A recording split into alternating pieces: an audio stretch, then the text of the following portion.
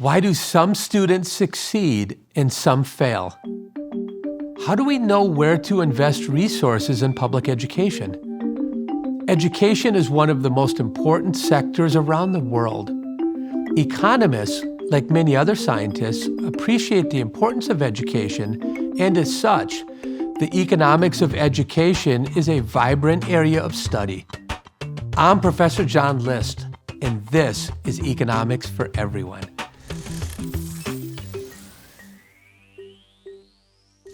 The workhorse model in the economics of education is the education production function.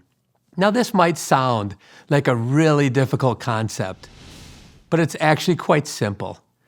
It begins by asking, what outcomes do you want to examine? Or likewise, what outcomes do you want to impact? In the economics of education, many people say that their important outcomes are things like grades, or attendance, or high school graduation, maybe even going to college, or earnings in the job market. We call those outcome variables. The next step is to determine which inputs affect those outcomes. The inputs could include student effort, that is, how much the student tries. It could include teacher and school quality, parental involvement, and peer effects. The education production function maps the relationship between those inputs and the outcome metrics we want to impact. The education production function sets us up to use economic principles to both think on the margin and make optimal decisions. This is because once we know the marginal value of each input, how the inputs interact, and the marginal cost of supplying each input, we are then ready to design optimal policies in the area of education. You might wonder, how can we learn about those relationships? Well, recently we have used experiments inside classrooms all around Chicago to estimate some of the important components of the education production function.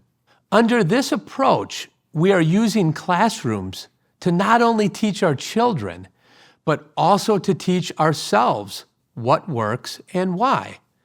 With a generous charitable gift, we've conducted many field experiments to explore the education production function from preschool to high school.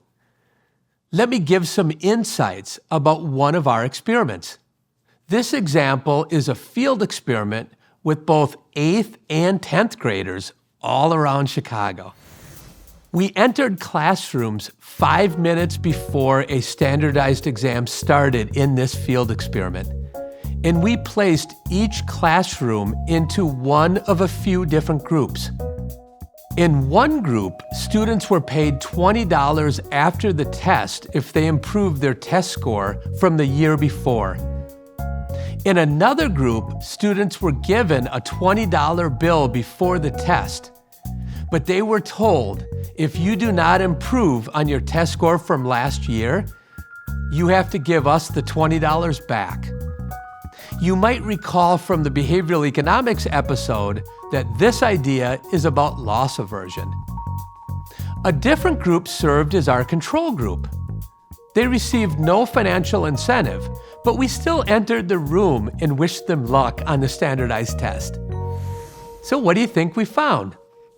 Well, first of all, we found that both of the $20 treatments, they both work to increase test scores.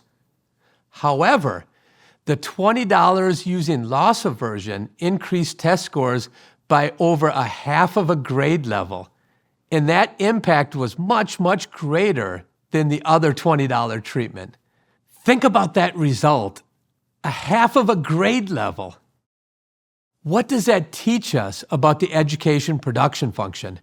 Now remember, the incentive was given just 5 minutes before the test started, and students had no idea that we were even coming into the classroom.